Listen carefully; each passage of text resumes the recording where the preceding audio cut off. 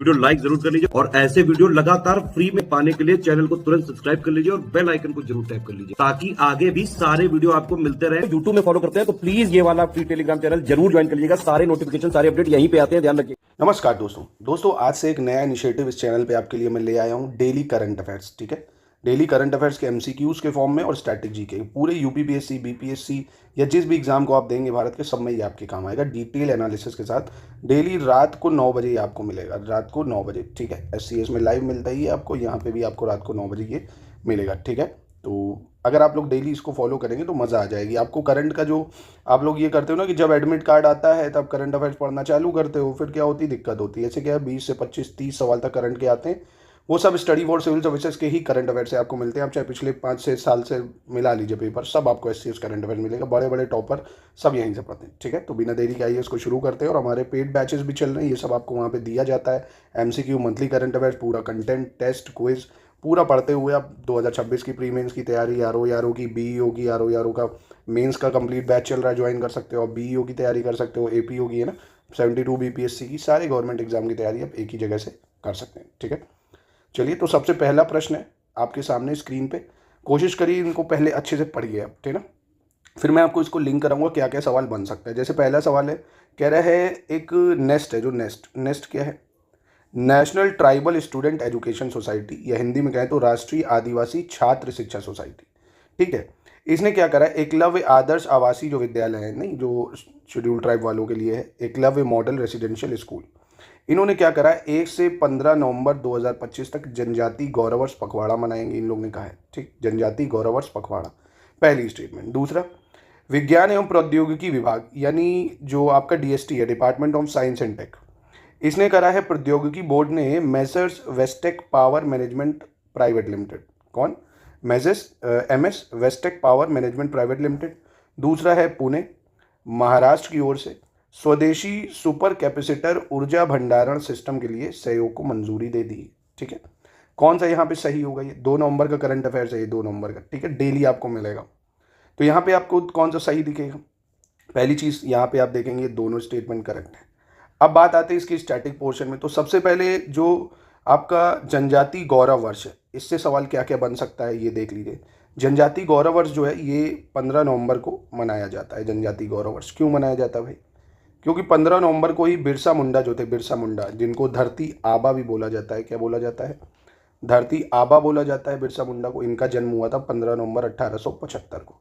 तो 2025 में 15 नवंबर 2025 में इनकी 150वीं जयंती पूरी होगी, 150। ठीक है, तो 15 नवंबर 1875 को इनका जन्म हुआ था। और अच्छा, 15 नवंबर एक और चीज़ के लिए भी खास है, 15 नवंबर को 2000 को झारखंड बना भी था भाई, और झारखंड में इनका जन्म हुआ था, है ना। तो 15 नवंबर 2000 को झारखंड बना था, ये भी सवाल बन सकता है। 1875 में 15 नवंबर को इनका जन्म भी हुआ था, इनको धरती आबा कहा जाता है। ठीक है, जो मुंडा रेबेलियन हुआ था ना 1899 से 1900 में, है ना, वो इन्होंने ही लीड करा था, खुनकत्ती सिस्टम के खिलाफ जमींदारी सिस्टम ला दिया था, खुनकत्ती हटा दिया था। 25 साल में ही समझो इतना बड़ा रिवॉल्ट इन्होंने छिड़ दिया था। ठीक है, तो इतने सवाल आपके इससे जनजाति गौरव वर्ष से बन सकते हैं। एक और, जनजाति गौरव वर्ष मनाने की शुरुआत कब से हुई है, तो 2021 से इसकी शुरुआत हुई है जनजाति गौरव वर्ष मनाने की। ठीक है, तो ऐसे आपको स्टैटिक को करंट से लिंक करते हुए पढ़ना है, तो कहीं से कोई सवाल छूटेगा ही नहीं, सब कवर हो जाएगा। ठीक है, पर हाँ डेली आपको जो है समय देना पड़ेगा, आधे घंटे तक, 20 मिनट तक, जितना समय लगेगा। डेली आप रात को 9 बजे करंट पढ़िए, आपका पूरा करंट तैयार होगा। आज पढ़ा, कल पढ़ा, फिर 2 दिन का रिवीजन कर लिया, है ना, ऐसे। चलिए, दूसरा है, जैसे निम्नलिखित में से किस मंत्रालय ने राष्ट्रव्यापी स्वस्थ नारी सशक्त परिवार अभियान, कौन सा अभियान है भैया, ये कौन सा अभियान है, फिर से देख लो भैया, यह है नेशन वाइड स्वस्थ नारी सशक्त परिवार अभियान, SNSPA, स्वस्थ नारी सशक्त परिवार अभियान, किस मंत्रालय ने इसके तहत 3 गिनीज वर्ल्ड रिकॉर्ड खिताब हासिल कर लिए हैं। ठीक है, किस मंत्रालय को मिल गया ये, महिला बाल विकास मंत्रालय यानी ministry of women and child development, और ministry of health and family welfare, Ayush मंत्रालय, ग्रामीण विकास मंत्रालय। तो पहले तो आप ये समझो, स्वस्थ नारी सशक्त परिवार अभियान, इसकी शुरुआत कब से होती है, स्वस्थ नारी सशक्त परिवार अभियान, तो इसकी शुरुआत 17 सितंबर 2025 को प्रधानमंत्री मोदी जी करते हैं। कहाँ से करते हैं, मध्य प्रदेश के धार जिले से करते हैं, MP के धार जिले से करते हैं। ठीक है, इतना याद रखो। अब ये जो है, इसका मोटो क्या था, इसका उद्देश्य था महिला है, बच्चे हैं, है ना, इनके स्वास्थ्य और पोषण में सुधार करना। भाई दिख ही रहा ना, स्वस्थ नारी यानी महिलाओं को स्वस्थ किया जाए, बच्चों को स्वस्थ किया जाए। जब महिला स्वस्थ होंगी तभी तो बच्चे स्वस्थ होंगे ना, इसलिए लाया था। तो इसलिए ministry of health and family welfare के अंतर्गत ये था, स्वास्थ्य और परिवार कल्याण मंत्रालय, है ना। इस मंत्रालय ने इसके तहत Guinness book of world record बना दिए। क्या वर्ल्ड रिकॉर्ड बनाया, अगर ये मैं आपको बताऊं तो मतलब इसमें ये रिकॉर्ड बना कि एक महीने में अब ये मानो स्वास्थ्य देखभाल जो प्लेटफॉर्म है उस पर लगभग 3.21 करोड़ लोगों ने रजिस्ट्रेशन कर दिया स्वास्थ्य देखभाल के लिए ना। 3.21 करोड़ रजिस्ट्रेशन हो गए। और एक इस सप्ताह में ही स्तन कैंसर की जो ऑनलाइन स्क्रीनिंग है उसके लिए भी आप ये मानिए 9.94 लाख लोगों ने रजिस्ट्रेशन करा लिया, है ना। और एक सप्ताह में महत्वपूर्ण संकेतों की ऑनलाइन स्क्रीनिंग के लिए भी साइन अप करने के लिए सबसे ज़्यादा लोग जुड़े, 1.25 लाख, है ना। तो ये आपको याद रखना बेसिकली क्या, कि Guinness book of world record बना दिया है जो आपका SNSPA स्कीम है, इसके तहत ministry of health and family welfare ने। अच्छा, आपके लिए सवाल है, हेल्थ मिनिस्टर कौन है इस टाइम, आपको पता है हेल्थ मिनिस्टर कौन है? कमेंट बॉक्स में बताइए हेल्थ मिनिस्टर कौन है भारत के। अगला सवाल देख लेते हैं। 28 अक्टूबर 2025 को किसने राष्ट्रीय समुद्री मत्स्य पालन जनगणना 2025 के जो परिवार गणना चरण है उसका आधिकारिक शुभारंभ किया है? यानी who among the following officially launch family enumeration phase of national marine fishery census 2025 on October 28, 2005। किसने करा इसकी शुभारंभ भाई? तो ये देखिए करा है किसने, जो इसका मंत्रालय देखते हैं, केंद्रीय मत्स्य पालन पशुपालन डेयरी मंत्री कौन है? जॉर्ज कुरीन। कौन है? जॉर्ज कुरीन। इन्होंने इसकी शुरुआत करी है और ये चलेगी लगभग आप ये मानिए 3 नवंबर से 18 दिसंबर 2025 तक ये जनगणना चलेगी, है ना। तो इससे सवाल आने के चांसेस इस बार बहुत हो जाएंगे, है ना। तो जॉर्ज कुरीन, ठीक है, नाम याद रखिएगा, जॉर्ज कुरीन, ठीक है। इसके बाद चलिए अगला सवाल देखते हैं। अगला सवाल क्या कह रहा है भाई? अगला कह रहा है 31 अक्टूबर 2025 को जो वाइस एडमिरल है समीर सक्सेना, कौन? वाइस एडमिरल समीर सक्सेना, इन्होंने दक्षिणी नौसेना कमान के जो फ्लैग है, flag officer commanding in chief का पदभार ग्रहण किया है। किसने ग्रहण किया? Vice admiral Sameer Saxena assume charge flag officer commanding in chief of southern naval command, ठीक। दूसरा जो UIDAI है, unique identification authority of India, जो आधार कार्ड जनरेट करती है, इसने क्या करा है? इसने AI, ब्लॉकचेन, क्वांटम कंप्यूटिंग और एडवांस इंक्रिप्शन के माध्यम से डिजिटल पहचान को फ्यूचर प्रूफ बनाने के लिए आधार विजन 2032 फ्रेमवर्क का अनावरण करा है ना। आधार विजन 2032, ये आपको समय याद रखना है क्योंकि स्टेटमेंट में हो सकता दे दे आधार विजन 2030, 2035। तो आधार विजन जो है UIDAI ने जो है बनाया है 2032 तक। तो क्या इनमें से कौन सा सही है या कौन सा गलत है? तो इसमें से कौन सा गलत हो जाएगा आपको ये बताना है। तो इनमें से कोई गलत नहीं है, दोनों स्टेटमेंट सही हैं, ठीक है। नाम याद रखना है आपको, समीर सक्सेना, ठीक है, जो कि वाइस एडमिरल बने हैं, फ्लैग ऑफिसर बने हैं और 2032 तक का टारगेट रखा है UIDAI ने, ठीक है।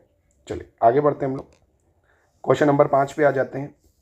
5 में कह रहा है 31 अक्टूबर 2025 को निम्नलिखित में से किसने वाराणसी के सिगरा में नागरथर समुदाय द्वारा नवनिर्मित श्री काशी नट्टू कोटई नगर सत्रम भवन का उद्घाटन किया है? तो थोड़े से ये जो नाम है आप भूल सकते हैं, इसलिए फिर से देख लो इसको।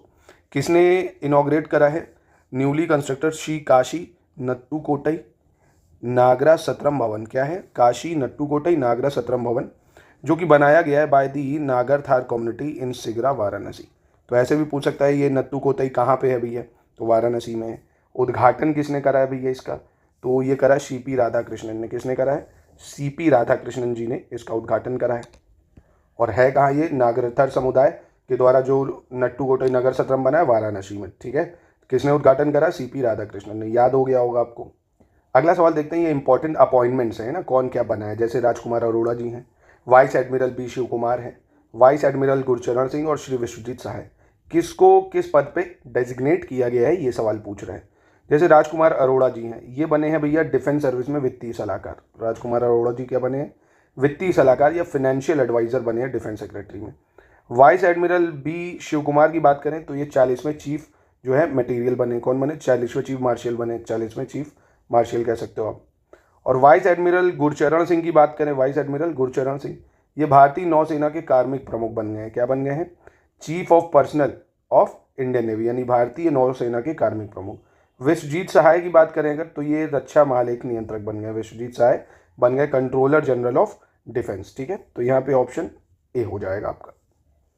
क्वेश्चन नंबर अगला देख लेते हैं। कह रहा है अक्टूबर 2025 में भारत ने किस देश में स्थित आयनी एयरबेस से औपचारिक रूप से ऑपरेशन बंद कर दिया। ये अभी हाल ही की न्यूज़ है, आज ही कल में आपने देखा होगा। जो आयनी एयरबेस है, अभी मैप भी दिखाता हूँ आपको, तजाकिस्तान में था, जिसको हम एक और भी नाम से जानते हैं, गिसार एयरबेस भी बोलते हैं इसको। क्या बोलते हैं? गिसार एयरबेस। अब इससे सवाल बनने के बहुत ज़्यादा चांसेस हैं। गिसार एयरबेस, पहली चीज़ ये तजिकिस्तान में है। तजिकिस्तान की जो राजधानी है दोशनबे, ठीक है, जो इसकी राजधानी है आपकी दोशनबे। अब उससे ये देखोगे आप, जैसे तजिकिस्तान का भी मैप दिखा रहा हूँ आपको, दोशनबे से पश्चिम साइड है, वेस्ट में है, ये 10 किलोमीटर पे है लगभग। अब 10 किलोमीटर ये अंदर को, पर ये ज़रूर याद रखना, जो आयनी एयरबेस है वो राजधानी दोशनबे से पश्चिम की तरफ था, पश्चिम की तरफ था। अब ये तजिकिस्तान आप देखोगे कितनों से बॉर्डर शेयर करता है, ये भी पूछ सकता है। क्या ये लैंडलॉक कंट्री है? ये देखो, ये आपको दिख रहा है, ये लैंडलॉक कंट्री है, यानी स्थल रुद्ध देश है ना, लैंडलॉक कंट्री। अब ये किर्गिस्तान से बॉर्डर शेयर कर रहा है, देखो, उज्बेकिस्तान से कर रहा है, अफगानिस्तान से कर रहा है, और इधर चाइना से करता है। अब ये इंडिया के लिए बहुत इंपॉर्टेंट था। ये बेसिकली हमने जो बेस बनाया था यहाँ पे ह्यूमैनिटेरियन एड वगैरह के लिए, आपने देखा 2021 में जब तालिबान ने यहाँ कैप्चर करा था, तो हमने सारे ऑपरेशन इसी बेस के थ्रू चलाए थे, यहीं से अपने लोगों को बचाया था, हमने इवैक्यूएट करा था यहीं पे, है ना। तो इसी एयरबेस के थ्रू हम ले आते थे। पाकिस्तान को सरपास करके, है ना, पीओके क्योंकि यहाँ पे पड़ता है भाई, तो पाकिस्तान को सरपास करके हम बढ़िया यहाँ सेंट्रल एशिया में अपनी पकड़ बना रहे थे। पर चाइना के इन्फ्लुएंस और रशिया के इन्फ्लुएंस की वजह से ये तजिकिस्तान आके यहाँ पे ख़त्म कर दिया इसने, हमारी जो लीज थी वो ख़त्म कर दिया। और चाहिए अजीत डोवाल जो थे, उनका बहुत रोल रहा था इसको बनाने में, जो ये बना था आपका आयनी एयरबेस, उनका बहुत बड़ा रोल रहा था। और तजिकिस्तान SCO का भी मेंबर है, संघाई कॉरपोरेशन ऑर्गेनाइजेशन, इसका भी मेंबर है भाई। तो ये चीज़ें याद रखनी। पहला ओवरसीज मिलिट्री बेस था भारत का, ठीक है, और दोशनबे राजधानी से पश्चिम की तरफ था। अब यहाँ पे एक सवाल और बन सकता है, भारत ने अपना पहला बेस तजाकिस्तान में बनाया था, कौन सा? तो एक बेस बनाया था भारत ने, फरखौर, FARKHOR, फरखौर एयरबेस भारत ने बनाया था 1998 में तजिकिस्तान में, पहला एयरबेस, ठीक है। उसके बाद फरखौर बेस जब बंद हो गया था, 2008 में ये बंद हुआ था फरखौर बेस, तो भारत ने फिर आयनी बेस इस्टेब्लिश करा था। कौन सा? आयनी बेस, है ना। ये काफ़ी स्ट्रेटेजिकली लोकेशन इंपॉर्टेंट थी इसकी, इसलिए ये भारत ने ये डिसीजन लिया था, ठीक है। बस आपको एग्जाम के लिए इतना याद रखना है, ठीक है, इससे ज़्यादा नहीं। जब तालिबान टेक ओवर हुआ तभी ये खत्म हो चुका था, ये ऑफिशियली अनाउंसमेंट आज हुई है वैसे, ठीक है। तो तजाकिस्तान की राजधानी और ये सब याद रखो। ऐसे किर्गिस्तान की राजधानी क्या है भाई? किर्गिस्तान की तो बिश्केक हो जाएगी किर्गिस्तान की राजधानी।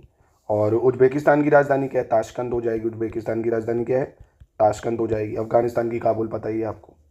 चलिए आगे बढ़ते हैं। कह रहा 30 अक्टूबर 2025 को साहित्य अकादमी ने किस देश के लेखक यारोस्लावास, नाम याद रखना, यारोस्लावास मेलनिकास, पहले तो नाम ही याद रखो, यारोस्लावास मेलनिकास, कौन? यारोस्लावास मेलनिकास के उपन्यास द लास्ट डे के हिंदी संस्करण अंतिम दिन का अनावरण करा है।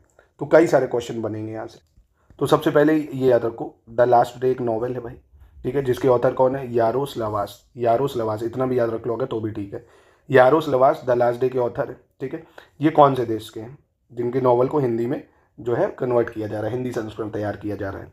तो ये कौन से देश के हैं भाई? तो ये देश हो जाएगा आपका लिथुआनिया। क्या हो जाएगा? लिथुआनिया हो जाएगा, ठीक है। तो आपको ये जरूर याद रखना, द लास्ट डे या हिंदी में बोले तो अंतिम दिन, इसके लेखक कौन है? यारोस्लावास। कहाँ से बिलोंग करते हैं? लिथुआनिया से। अब एक बार मैप में भी देख लो, ये आपको दिख रहा है ना लिथुआनिया, इससे सवाल बन सकता है। ये लिथुआनिया, पहली चीज़ इसकी राजधानी विल्निस है, विल्निस। ये बाल्टिक कंट्री है, ये बाल्टिक से दिख रहा है ना, तो लिथुआनिया है, लताविया है, एस्टोनिया है, ये तीन जो है ये बाल्टिक देश हैं। कौन से देश हैं? बाल्टिक देश हैं, बाल्टिक देश, ठीक है। तो लिथुआनिया, लताविया, एस्टोनिया। लिथुआनिया की कैपिटल भी देख लो भाई, विल्निस है, लताविया की रीगा है, एस्टोनिया की टैलिन है, टैलिन, ठीक है। और ये गल्फ ऑफ रीगा भी यहाँ पे पड़ता है, गल्फ ऑफ रीगा, ये आपका बाल्टिक सी वगैरह है यहाँ पे। अगला देखते हैं, कह रहा है 31 अक्टूबर 2025 को भारत अमेरिका ने मलेशिया के कुआलालंपुर में ऐतिहासिक कितने वर्षीय रक्षा फ्रेमवर्क पर हस्ताक्षर कर लिया भाई? India US sign historic how many year defence framework in Kuala Lumpur Malaysia. देखो इतना बवाल होने के बावजूद, इतने टैरिफ वॉर्स होने के बावजूद, US का कोई भरोसा नहीं। मतलब सांप और US दिखे ना, पहले US को ही मारो। US की ना दोस्ती अच्छी बात दुश्मनी कहते हैं ना, मतलब दुश्मनी तो अच्छी है, दोस्ती और ज़्यादा खराब है उससे, इसलिए उससे दूरी ही बेहतर है। चलो खैर, तो भारत अमेरिका ने कहाँ पे कराई, मतलब कितने वर्षीय फ्रेमवर्क पर हस्ताक्षर करा, इससे सवाल बनने के चांसेस बहुत ज़्यादा है। तो ये कर लिया हमने 10 सालों के लिए, है ना। कितने? 10 सालों के लिए। और ये जरूर याद रखना कहाँ पे करा? कुआलालंपुर मलेशिया में करा, ठीक है। मलेशिया की राजधानी है कुआलालंपुर। अब एक बार मैप में भी देख लो आपका मलेशिया कहाँ आता है, ये दिख रहा है आपको, ये देखो मलेशिया। और ये मलेशिया यहाँ भी है, दो जगह पड़ता है ये, है ना, मलेशिया आपका, ठीक है, याद रखिएगा इसको। कितने वर्षों के लिए करा? तो 10 वर्षों के लिए करा। फिर आ रहा है 1 नवंबर 2025 को निम्नलिखित में से किस राज्य में चवांग कुट उत्सव मनाया जाता है भाई? तो चवांगकुट उत्सव कहाँ पे मनाया गया 1 नवंबर को? चवांगकुट उत्सव, तो ये कहाँ मनाया गया? मणिपुर में। कहाँ मनाया गया? मणिपुर में। अब इसकी इंपॉर्टेंट चीज़ें ये हैं, पहली चीज़ चवांगकुट उत्सव, ये याद रखो मणिपुर में मनाते हैं। कौन सी ट्राइब मनाती है? तो जैसे कुकी ट्राइब आपने सुना होगा, बहुत न्यूज़ में भी थी।